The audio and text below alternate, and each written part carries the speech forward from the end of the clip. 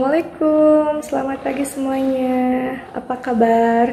Ibu doakan semoga kalian baik-baik saja dan tetap semangat untuk terus ikut belajar daring bersama Ibu. Oke? Sebelum kita memulai pelajaran kita hari ini, mari kita berdoa dulu sama-sama. Berdoa dimulai. Oke, berdoa selesai. Ya, kita hari ini akan belajar tema 5 ekosistem.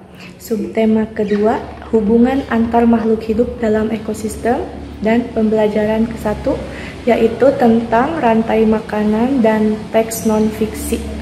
Pembelajaran kita hari ini masih berhubungan dengan pembelajaran yang sebelumnya. Kalian masih ingat pembelajaran yang sebelumnya? Iya, pembelajaran yang sebelumnya yaitu tentang komponen ekosistem. Masih ada yang ingat apa saja komponen ekosistem? Ya, betul. Komponen ekosistem terdiri dari 2 komponen, yaitu komponen biotik dan komponen abiotik. Ya, pembelajaran kita hari ini tujuannya yang pertama yaitu dengan mencermati teks non-fiksi, kalian bisa menentukan ide pokok dari sebuah paragraf. Dan dengan menyimak penjelasan tentang rantai makanan, kalian bisa menggambar sebuah rantai makanan lengkap dengan penjelasannya. Ya, seperti itu.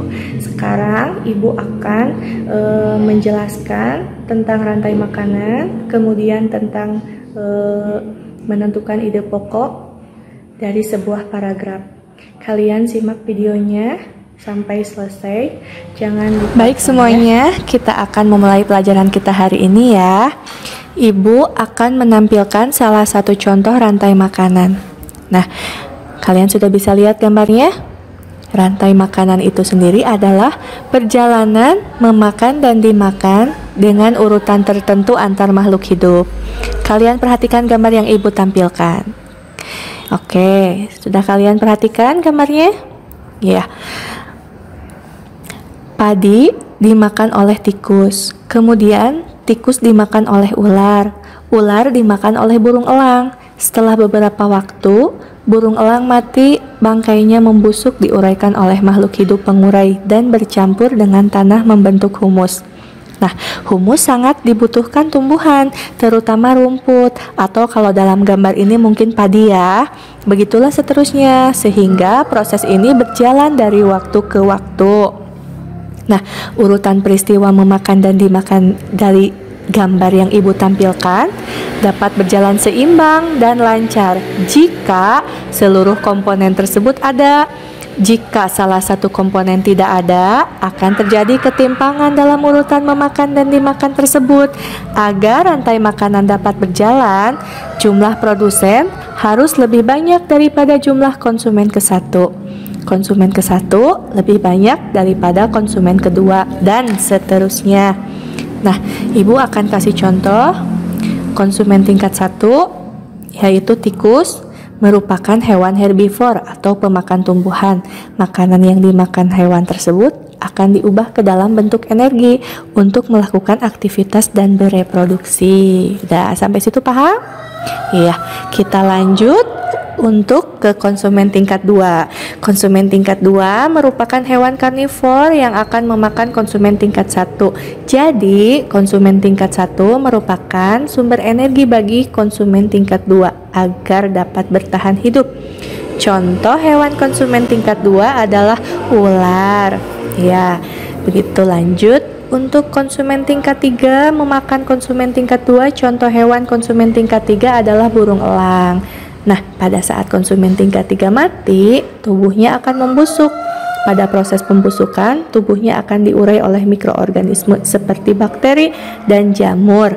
Hasil penguraian ini kemudian akan diubah oleh mikroorganisme dalam tanah untuk menjadi sumber makanan bagi tumbuhan seperti rumput atau padi ya, kalau dalam gambar. Kalian sudah paham sampai sini? Baik semuanya, setelah kalian memperhatikan tentang rantai makanan, sekarang Ibu akan menampilkan sebuah teks bacaan non-fiksi ya. Ibu tampilkan di sini dan sudah Ibu kirim melalui WAG kalian. Kalian baca dan buka di sana. Di sini Ibu hanya menampilkan teks non-fiksinya sebanyak 4 paragraf. Kalian di sini harus bisa menentukan pokok pikiran. Pokok pikiran itu sendiri adalah ide utama dari sebuah paragraf. Nah, jadi di sini ada 4 paragraf, berarti kalian harus mencari 4 pokok pikiran dari keempat paragraf ini. Setiap bacaan tentunya memiliki ide pokok yang tertuang dalam pokok pikiran. Dengan mengetahui pokok pikiran yang ada, kita dapat dengan mudah mengetahui informasi-informasi penting yang terdapat dalam bacaan. Nah, jadi kalian baca dulu, baca dengan teliti paragraf 1, paragraf 2, kemudian paragraf 3, dan paragraf 4. Setelah itu, kalian tentukan pokok pikiran dari bacaan yang sudah Ibu kirim lewat WAG dan Ibu tampilkan di sini sebanyak 4 paragraf ya. Ibu harap kalian bisa menentukannya. Baik semuanya, setelah menyimak penjelasan dari Ibu barusan, bisa kita simpulkan bahwa rantai makanan adalah perjalanan memakan dan dimakan dengan urutan tertentu antar makhluk hidup, sedangkan untuk pokok pikiran adalah ide utama dari sebuah paragraf. Nah, untuk yang belum paham dengan pembelajaran kita hari ini, bisa melanjutkan pertanyaan di WAG melalui voice note. Kalian kirimkan pertanyaannya, nanti Ibu akan jawab. Dan setelah ini Ibu akan mengirimkan soal evaluasi sebanyak 10 soal. Kalian harus mengerjakannya selama 30 menit. Kalian kirimkan jawaban kalian dalam WAG, nanti Ibu akan periksa. Nah, mungkin pelajaran untuk hari ini Ibu cukupkan sekian.